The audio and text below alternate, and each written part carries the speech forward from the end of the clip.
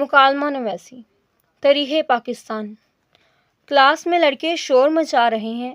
استاد صاحب کے آتے ہی خاموشی چھا جاتی ہے۔ لڑکے استاد صاحب کی طرف متوجہ ہوتے ہیں۔ استاد: السلام علیکم بچوں۔ وعلیکم السلام استاد جی۔ بچوں کے آگے آپ نے نون گنا نہیں ڈالنا، اور آپ نے بچوں جب لکھیں گے السلام علیکم بچوں تو آپ نے پنچویشن مارک یہ والا لگانا ہے، ٹھیک ہے۔ نیکسٹ ہے ہمارے پاس استاد: بچوں، آج کی کلاس میں ہم پاکستان کی تاریخ کے بارے میں جاننے کی کوشش کریں گے۔ بتائیے پاکستان کب وجود میں آیا تھا؟ پاکستان 14 اگست 1947 کو مارز وجود میں آیا تھا۔ استاد: سب سے پہلے برصغیر پاک و ہند میں اسلامی سلطنت کی بنیاد کس نے رکھی تھی؟ محمد بن قاسم نے برصغیر میں اسلامی سلطنت کی بنیاد رکھی تھی۔ بعد میں آنے والے فاتحین کے لیے سلطنت محمود غزنوی اور محمد گوری نے راستہ ہموار کیا تھا۔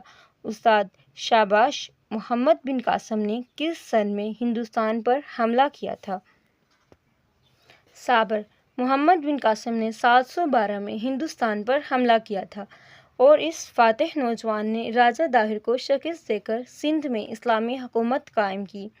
استاد: سلطان محمود غزنوی نے ہندوستان پر کتنے حملے کیے اور اسلامی حکومت کو کس قدر وسعت دی؟ علی: سلطان محمود غزنوی نے ہندوستان پر 17 حملے کیے اور اسلامی حکومت میں پنجاب اور صوبہ سندھ کو شامل کیا۔ استاد: مغلیہ خاندان کا بانی کون تھا؟ احمد: مغلیہ خاندان کے بانی کا نام ظہیر الدین بابر ہے۔ استاد: مغلیہ خاندان کے مشہور حکمرانوں کے نام بتائیے۔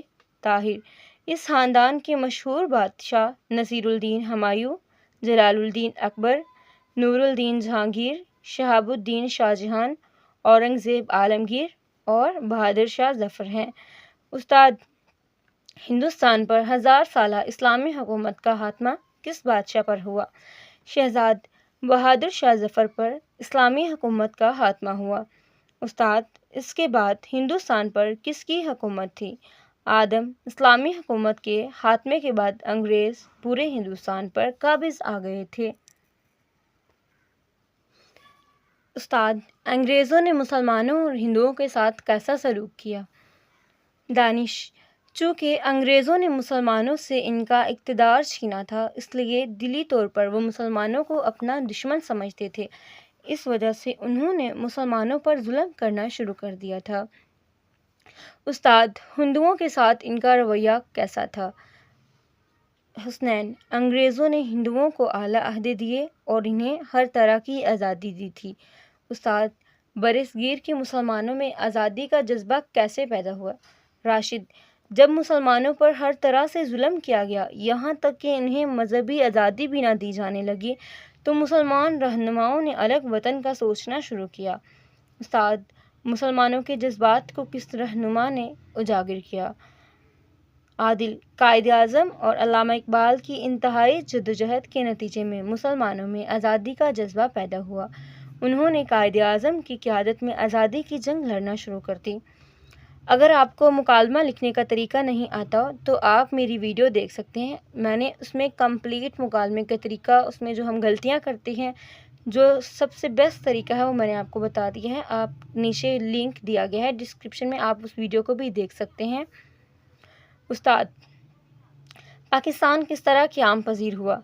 امجد: قائد اعظم کی شبانہ روز محنت اور جدوجہد کے نتیجے میں انگریز اس بات کو ماننے پر مجبور ہو گئے کہ وہ علاقے جہاں پر مسلمان اکثریت